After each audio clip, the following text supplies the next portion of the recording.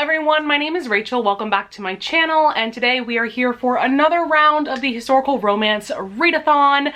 As usual, this one is being hosted by Jess from Peace Love Books, Lacey from Lacey Book Lovers, and Lisa from Remarkably Lisa. I will be sure to link all their channels down in the description below. And because it is the historical romance readathon, I of course had to wear this amazing shirt from Fugly Barbie. I am absolutely obsessed with all of their romance merch. I'll also link them down in the description. Definitely not sponsored or anything. I just adore them. So yeah, this readathon is happening from today, June 28th to Sunday, July 4th. And I am just so excited because I actually haven't read that many historical romances lately. I've been on more of like a contemporary romance kick and like a romance novella kick. So yeah, I actually have already read a novella. I read one late last night, so I technically started the readathon a little bit early, but that one is Surrender to Sin by Nicola Davidson. This is book 1 in her Fallen series. This is a series of 3 novellas. I've actually read book 2 already, which is The Devil's Submission, which is still one of my favorite romances of 2021 so far. I absolutely adored that novella. So this one takes place in the same world, and each of these novellas is following these 3 men that co-own a sex club together during the Regency era in London. And so this one in particular is about Sebastian. He is known as Sin. And then we have our heroine Grace, who is a widow heroine. I always love following widows because they have more freedoms than single women did back during that time. And so she was married to a man much older than herself, and so she thinks that now that her husband has passed away, she can live a relatively free life. You know, widowed women were allowed to have affairs with men, and nobody thought anything of that, you know? So she's hoping to find someone that she could maybe eventually fall in love with, but her father has other plans for her and is planning for her to marry this other old dude who sounds like would be a much worse husband than her first husband ever was. He is a terrible person. And so she decides the only way to get out of this marriage is to cause a scandal that would force this man to basically run away screaming and would never want to marry her. And so she hears about this guy Sin, who is pretty famous for causing scandals basically, and he's a rake, of course. So she goes to Fallen to talk to him and basically just asks him if he will help her to create a scandal, and things go on from there. Nicola Davidson is just amazing at writing erotic historical romance novellas. This one was probably about like 110 pages or so, but it didn't feel too short to me. I felt like we got all the development we needed to for their romance, and of course there's plenty of spicy, steamy times. This one also features a bisexual heroine, which I thought was really fun. And there is also a threesome scene which involves the sex club. There's also voyeurism and exhibitionism featured because of the sex club as well. And yeah, this was just so fun. Gave it 4 stars. Didn't love it quite as much as book 2, but I thought it was very solid. I think I'm gonna try to read the 3rd and final novella in this vlog during this week as well, just because I am becoming absolutely obsessed with Nicola Davidson. And then in terms of what I've been reading so far today, I actually started While the Duke Was Sleeping by Sophie Jordan. This is technically book 1 in her Rogue File series, but you can definitely read all of these books in this series as standalones for sure. And the plot of this one is kind of bonkers, and Sophie Jordan tends to go that route, which is why she kind of reminds me of Tessa Dare a little bit, because Tessa Dare also tends to write kind of over-the-top plots and characters as well. But this one features Poppy. She works in a flower shop, and there is this guy, he's the Duke of Autenbury. So the Duke of Autenbury comes to this flower shop quite often to send flowers to different people, and so over the period of time that he's been coming to the shop, she's kind of falling in love with him, even though she's never really talked to him all that much. And so then something basically happens where the Duke gets in an accident in the street right outside the flower shop, and he goes into a coma. And one thing leads to another, and essentially now the Duke of Autenbury's family believes Poppy to be his fiance. And so now she comes to sit by his bed and is hoping that he'll wake up at some point. And there's this guy, Struan, who is the Duke of Ottenbury's half-brother. And he is very skeptical of Poppy. He does not believe that she is his fiancée at all, but she has to keep up this ruse for reasons. I'm not going to go into all of that. And so this is kind of becoming like a dislike to love situation between Poppy and Struan. I know that this was inspired by that film While You Were Sleeping, which I've actually never watched the entirety of. I've watched scenes of it here and there, but I'm really enjoying it so far. I think this is my 4th book that I've read by Sophie Jordan, and all the books that I've read by her are from this Rogue Files series. So I'm looking forward to reading the rest of the books in the series, because I think there's like 8 books total. But I really enjoy her writing style. So I think that's gonna be it for today's reading update. And I think what I'm gonna do going forward into this vlog is just bringing up the books that I read as I read them, as opposed to doing like a TBR segment at the beginning of the vlog, because I just think that that would add way too much unnecessary time to this video. So yeah, I will talk to you guys at some point tomorrow. And of course, as soon as I start filming this update, it starts pouring outside, so sorry about the extra noise, but I do have a reading update for you guys. Today is Tuesday, by the way, and last night I finished While the Duke Was Sleeping by Sophie Jordan. I did end up giving this 4 stars. Also, while I'm thinking about it, here is the beautiful step back. I think that is so gorgeous. Most of Sophie Jordan's books don't have step backs, so I was really happy to get a first edition of this one. I think I got this from like a lot off of eBay, like a Sophie Jordan lot, I think.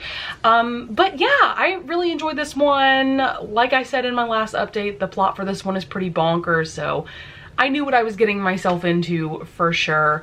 But I definitely just had a lot of fun with this one. Sophie Jordan has kind of become like a comfort read historical romance author for me. The hero Struan, I mean, who can resist a hot Scottish hero who has a tragic past?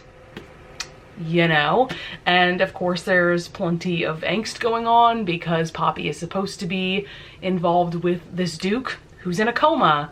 But then she's starting to have feelings for Struan, his half-brother. So yeah, there's definitely some good angst and good steam and all those things. So I definitely recommend this one. I thought it was really fun. And then earlier today I started Love is a Rogue by Lenora Bell. I'm only 15% of the way through this one, so I don't really have any opinions, although I can say I'm already enjoying Lenora Bell's writing style for sure. So this is book 1 in her Wallflowers versus Rogue series, and this one's a little bit of a Beauty and the Beast retelling in that our heroine is considered to have a couple of like beastly qualities, I guess you could say. At least that's something that's kind of mentioned throughout the book so far. And what's interesting too is that there is disability representation going on because our heroine Beatrice has Bell's palsy. If you don't know, that is a type of facial paralysis that usually affects one side of the face. Some people have it more severe than others, but that has been mentioned quite a bit throughout the book so far as well. But I'm enjoying it so far. The hero is Ford, who is a carpenter. They meet because he is working on, I believe, her brother's house. Her brother is a duke. And then right where I left off, it turns out that she has inherited this old bookshop from, I believe, her eldest aunt who recently passed away. And so I do vaguely remember that this plot involves Ford, the hero, being the carpenter for Beatrice and helping her get the bookshop back in shape, basically. I don't really have any other thoughts than that. This one's just going really well. I really like her writing style for sure. And I've also heard that this is a low angst romance, so I'm looking forward to that because I personally love low angst romances. So yeah, with that being said, I'll talk to you guys at some point tomorrow. Hey guys, it's Thursday night. It's just about 9:20 p.m. and oops, I forgot to update you guys at all yesterday. I literally didn't even realize until I was about to go to bed last night that I completely forgot to record anything yesterday. So yeah, I have quite a few things to update you guys on because I finished 3 books and I'm kind of in the middle of a 4th book at the moment. So I kind of briefly talked about Love is a Rogue by Lenora Bell. So I ended up giving this 3.5 stars, honestly leaning more towards 3 upon reflection. This was just fine for me. I thought it was a very sweet romance between Beatrice and Ford, for sure. I don't know where people are coming from saying that this is a low angst romance, because there's quite a bit of angst in my opinion, mainly because of the class difference between these 2 characters, because Ford is a carpenter and Beatrice is a lady of nobility. And so for most of this book, the reason why they can't be together is because Beatrice knows she would be disowned by her family if she were to marry someone like Ford. So to me, that doesn't say low angst at all. But yeah, something about the writing, I found myself zoning out at times during the audiobook. I also felt like the steamy scenes were just kind of meh as well, so that's disappointing. I think I'm gonna give Lenora Bell another shot at some point, but she may not be the historical romance author for me, so we'll just have to see. Then late last night I read the entirety of, I think it's The Seduction of Viscount Vice. So this is the 3rd and final novella in the Fallen series, which is the series that I brought up earlier in this video because I read Surrender to Sin, which is book 1, and I've already mentioned that I've already read book 2 and I'm like absolutely obsessed with it. And this novella, guys, oh my goodness, it blew me away. Had to give it 5 stars. I don't know, I might have enjoyed this one a little bit more than book 2, which is really saying something because you guys know how obsessed I am with book 2, which is The Devil's Submission, by the way.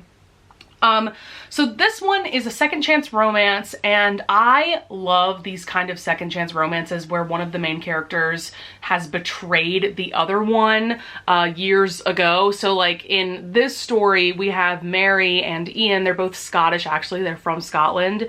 And she betrayed him in a pretty big way 10 years ago. And so what's crazy is that Ian has believed Mary to be dead for the past 10 years. And so he's been mourning her this whole time. And then she just randomly shows up in his life again. And of course, he's relieved to find out that she's been alive this whole time, but at the same time, he's incredibly angry and he feels very betrayed about the whole situation. There's a lot going on plot-wise with this one, so I'm not gonna go too much into depth about that. But things do get more complicated because Mary is actually working for this woman, Yvette, who is trying to open a rival sex club. And so Mary starts spying at Fallen to get information for Yvette. What's also interesting about this story is that Mary has been trying to become a leading lady and a performer for Yvette's sex club, and Vice, or Ian, he is like the main performer at Fallen, which is the sex club that he co-owns with 2 of his best friends. And so one of the things I loved about this is that these 2 people both love performing, and you know, they really are made for each other. These are 2 people that really are perfect for each other in every way, and that's one of the ways that they're perfect for one another.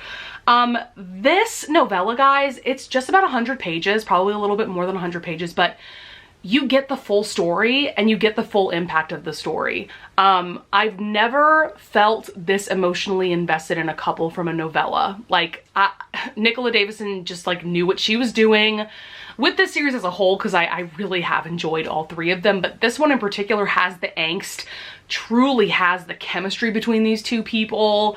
Like I said, like you really believe that these 2 people belong together, but there's so many things getting in the way. Not only the past betrayal, but in the present, Mary is spying on Ian and his business for somebody else. You know, there's just so much happening. And by the end of this, I was crying because I was so invested in Mary and Ian, and when they finally got together and finally got over all their obstacles, it was just so satisfying. Just so good. Of course, the sex club atmosphere, just like in the 2 previous novellas, it's absolutely everything, but this one, it's on another level because these 2 people are performers. You know, they are having sex in front of huge audiences, but it's also so much more than that because these shows have like an actual plot to them. It's not just sex. I don't know, there's just so many amazing things going on for this novella and for this series as a whole, but like this was just absolutely amazing. The angst and the chemistry, like I could go on and on and on about this novella. It was just absolutely fantastic. Cannot recommend it enough. So good. I definitely need to read more and more from Nicola Davidson. She tends to write novellas, but I've seen that she writes full novels as well. She is an indie published historical romance author, and yeah, she's written quite a few poly historical romances as well, so I can't wait to check those out. So then today I actually read the entirety of a full novel in the span of just a few hours, and that was Kidnapped by the Pirate by Kira Andrews. What's great about this one is that this is an indie published historical romance, but you can find it on Kindle Unlimited and you can find the audiobook on Hoopla, which is just amazing. So this is literally the perfect male pirate historical romance. It takes place in 1710, mainly around the West Indies, and we are following Nathaniel. He's 18 years old. He's very much like a free-spirited type of young man, and he has been betrothed to this young woman who lives in the West Indies. His father also lives in the West Indies as well. He's a governor there, and so he is on a ship to meet them, but a pirate ship stops them and ends up kidnapping Nathaniel, essentially to get ransom from Nathaniel's father. And so we have Hawk, who is the captain of this pirate ship, and he is just about 40 years old, so there's definitely a pretty big age gap between these two characters. But yeah, he takes him as his captive and he keeps him in his own personal chambers to keep an eye on him. But there's just this undeniable chemistry between these two characters from the moment that they meet, even though there's definitely like a hate to love dynamic going on because, you know, he literally kidnapped Nathaniel. So I gave this 5 stars as well. This is one of those books that I was so invested in that I literally forgot everything about my life, all of my troubles, you know, everything like that, because I was just so invested and I could not stop reading. I read this in the span of just a few hours, and like I said, this is a full novel. It's not a novella, but I just flew through it. I thought the audiobook was really well done as well. Really hot steamy times, lots of steamy times going on, and I'm really looking forward to checking out more from Kira Andrews because she writes male romances, but I think this is her only historical romance. It sounds like everything else is more contemporary, so I'm interested in checking out her other works. I loved her writing. I just thought that she nailed this pirate romance. It's absolutely fantastic. I think the only person that I've heard talk about this novel is Jen from the Book Refuge, actually, because I remember she did a video all about pirate romances and this was featured in that, so that's how I found out about this book. Highly recommend it. So yeah, those are the 3 books that I've finished since I talked to you guys, but I'm actually in the middle of reading A Lady by Midnight by Tessa Dare. This is book 3 in her Spindle Cove series. I am on page 45, so not very far, probably about 12-ish% of the way through. I'll probably talk more about the plot once I finish it, but it sounds like there's a fake engagement involved, and we have Kate. She is a music teacher in Spindle Cove. She's also an orphan. She has no family. And then we have Corporal Thorne, who is a militia commander, because the whole plot of the Spindle Cove series is that this is a village of mainly women, but there's a few tradesmen that live in this village. But then at the beginning of book 1, this militia group comes in, and so now there are more men in this town, and Corporal Thorne was a part of that group that came into town. So yeah, I'm really enjoying it so far. I mean, Tessa Dare is the queen for me, so from page 1 I'm having a good time, you know? So yeah, I'll definitely update you guys on this one tomorrow, and I will definitely give you guys an update tomorrow because I cannot deal with having to review like 4 books at one time. That's just a lot for a reading vlog. All right, happy Friday everybody. As promised, I'm giving a reading update in a somewhat timely manner. So it is just about 5 p.m. on Friday, and I just finished A Lady by Midnight by Tessa Dare a little while ago, and I'm overall giving it 4 stars. I did really enjoy it. It's definitely my least favorite of the series so far, but I still had a pretty good time for the most part. This is book 3, like I said. I personally would recommend reading this series in order just because I don't think you would appreciate Spindle Cove as much if you just jumped into this book. I think you kind of need to read books 1 and 2 to get the full appreciation of the village and of the various people that live in the village and things like that. But this one is about Kate. She is a music teacher, and Corporal Thorne, who is a part of that militia group that I think I mentioned in my last update. And so this like random group of people come and visit Spindle Cove and tell Kate that she is a long lost family member of theirs. I think she's a cousin of theirs or something. And Corporal Thorne is very suspicious of these people. I don't know, he just gets very weird vibes. And so he decides to pose as Kate's fiance to be able to keep an eye on her and protect her without these people looking at him in a weird way or anything like that. I really enjoyed Kate, and his name's Samuel, so I'm gonna refer to him as Samuel. I loved their relationship. He's definitely a pretty typical kind of hero for Tessa Dare. He's broody, he's pretty serious. Whereas Kate, I mean, I wouldn't necessarily call her like a sunshiny heroine, but she's definitely more outgoing than him and more open than him. And I always enjoy the dynamics that Tessa Dare writes between her heroes and heroines.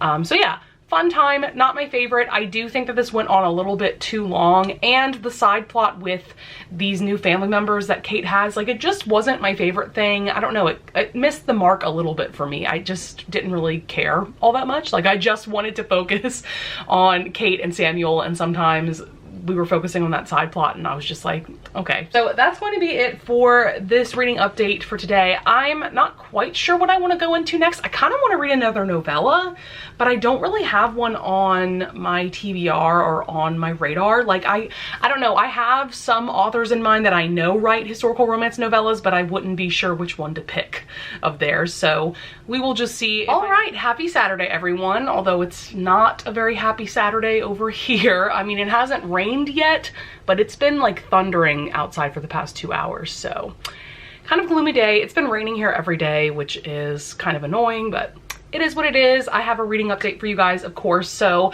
last night after I finished A Lady by Midnight by Tessa Dare, I was looking for a novella and it popped into my head that there are novellas in this Spindle Cove series. And so I decided to jump into Beauty and the Blacksmith by Tessa Dare.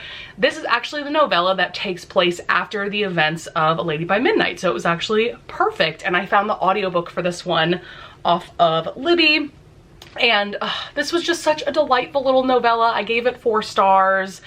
Really the perfect length for Diana and Aaron's story because the romance was so just sweet and low angst. I feel like the story would have dragged out if it had been a full novel.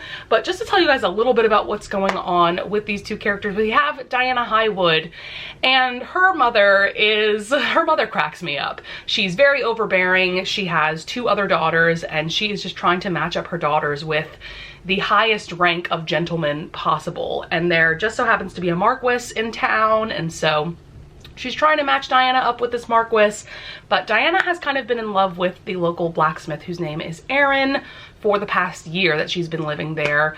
And we find out that Aaron has felt the same way about her, but because of their class difference, they've never said anything. But she decides one day that she just wants to live her life, and she doesn't want to live life with any regrets, I guess you could say. And so she confesses her feelings to Aaron, and things go on from there.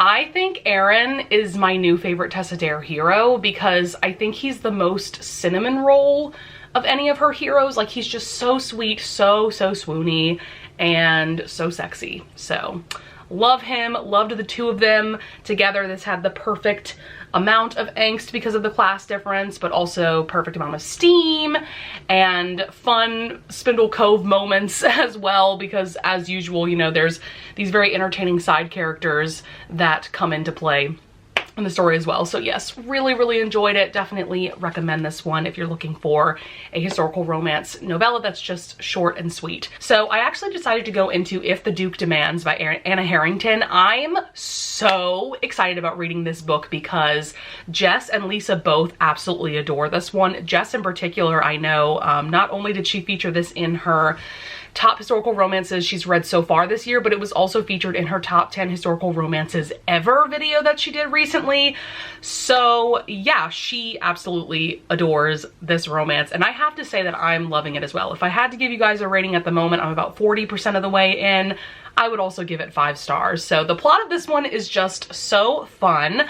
Also, I've never read anything by Anna Harrington, by the way, but our main characters are Sebastian, who is this new duke. Unfortunately, his father unexpectedly passed away a couple of years before the main events of the novel, so now he's the duke. And then we have Miranda, who has essentially been a childhood friend of Sebastian and his brothers. He has 2 younger brothers, and they're the Carlyles. Also, Miranda has been super helpful to Sebastian's mother after she lost her husband and all that. So they all really care for Miranda. And so they decide that she's also an orphan, and her parents weren't members of nobility or anything like that. So they've decided to give her a season in London, to sponsor her for a season. So the plot further thickens because there was this masquerade ball going on at Sebastian's house. And Miranda has actually been in love with Robert, who is Sebastian's younger brother, for quite some time. And so she decides to sneak into Robert's room to fully confess her feelings to him and to seduce him. But it turns out that she snuck into Sebastian's room, and so they're both wearing masks. He just thinks that she's a beautiful woman that was at the ball, and she thinks that he's Robert. And so they start making out. She calls out Robert's name, and then he's like, whoa, what? He takes off his mask. They realize what a huge mistake she made. But then essentially what happens is they strike a deal that Sebastian will try to help her out as much as possible in wooing Robert, because Robert doesn't really seem to show any interest in Miranda. And in exchange for that, Miranda is going to help Sebastian find a wife, find a duchess. So yeah, it's so fun right now because this is her first season, her first time going to London at all, it sounds like. And so where I stopped in the novel was at her first ball, and Sebastian is the one escorting her, of course, since he's the one sponsoring her season, really. And they just had a dance together, and I think that they're both realizing that they have feelings for one another. So yeah, I'm really excited to keep reading this one. I have a feeling I'm gonna love it just as much as Jess and Lisa do. All right, guys, happy Sunday, happy 4th of July. It is time for my final reading update and wrap up for the historical romance readathon. So last time I updated you guys, I was in the middle of If the Duke Demands by Anna Harrington. I ended up giving this 4 stars. I was loving this book for, I would say, about like the first 60 to 70% of the book. But then Sebastian, our hero, really started acting like an ass and eventually broke Miranda's heart. Because basically what's going on is that Miranda is the orphaned daughter of farmers, and Sebastian is a duke, and he just gets so in his head that he has to marry a proper lady to be like the perfect duchess for him, and that Miranda could never be that for him. Which is all well and good and everything, but he still had sex with Miranda, you know, took her virginity, ruined her, had sex with her multiple times. I will say at least he was pretty upfront with her before they had sex for the first time. He told her, I can't give you marriage. She said she was okay with it. But they kept this affair going. And I just think it was pretty unforgivable of Sebastian to play with her heart that way. And towards the end, they do have a confrontation about all of this, and he says some very hurtful things to her about how she'll never be good enough for him, essentially. But then at the end, he does this grand gesture, and she forgives him pretty quickly, which I think is absolute bullshit. I think that Sebastian should have done a lot more groveling. Yeah. And honestly, I feel like Miranda deserved better. Because of that, I had to downgrade my rating to 4 stars. I would have given this 5 stars if it wasn't for him being an ass, because like I said, I was just loving the first half or so. But yeah, unfortunately, this just wasn't as amazing as I thought it was going to be. So then late last night, I decided to go into The Footman and I by Valerie Bowman. This was kind of a mood read for me.